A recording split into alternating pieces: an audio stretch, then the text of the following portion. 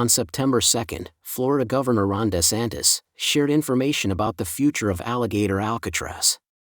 Rumors have swirled since the preliminary injunction issued by U.S. District Judge Kathleen Williams. The injunction required that operations be wound down at the Everglades Immigrant Detention Facility. It seems, rumors of the facility's death, though, may be greatly exaggerated. The governor weighs in on the litigation, as well as plans for expansion of immigration detention facilities. Let's listen in.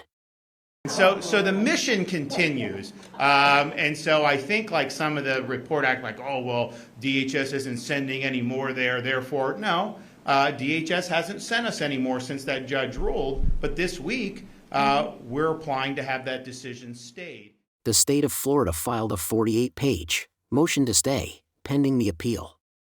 The motion outlines several items as the basis for the appeal to include plaintiff's introduction of hearsay evidence, the court sustaining motions that the plaintiffs did not make, and the judge interposing their own views into the matter. Let's listen in, as the governor gives more information about the case. So on Alligator Alcatraz, just understand what happened. It's running, deportations are continuing. You had a very partisan judge that issued a rule.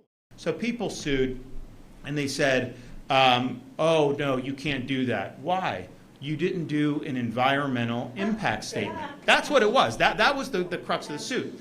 Now, the state, we don't have to do a federal environmental impact statement when we're doing business on our own property. Like, we don't have to do it. It's not a requirement. The federal government does have to do it when they're doing certain things, and that is law, and I think it gets abused, but it is the law. So, we didn't do it because we're not required to do it. What the judge said was, well, since you're doing this to help the feds, it really is a federal facility, and therefore they didn't do the environmental impact statement. So even if somehow we don't get a stay, DHS, they can generate an impact statement. The impact is negligible because it's all self-contained on the existing airport footprint. We're not doing sewage or any of that. They truck the waste out. They bring all this in. We obviously weren't going to do anything that was going to undercut all the stuff I've done for Everglades restoration. And so that was all buttoned up.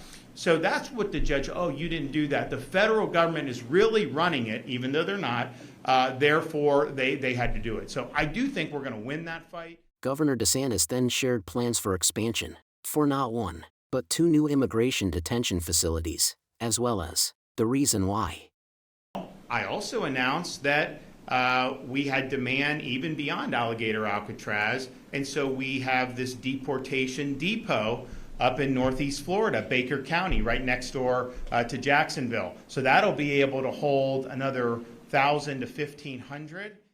We're actually in the process of figuring out how we can set up a Panhandle pokey, and we're going to have that in the Panhandle.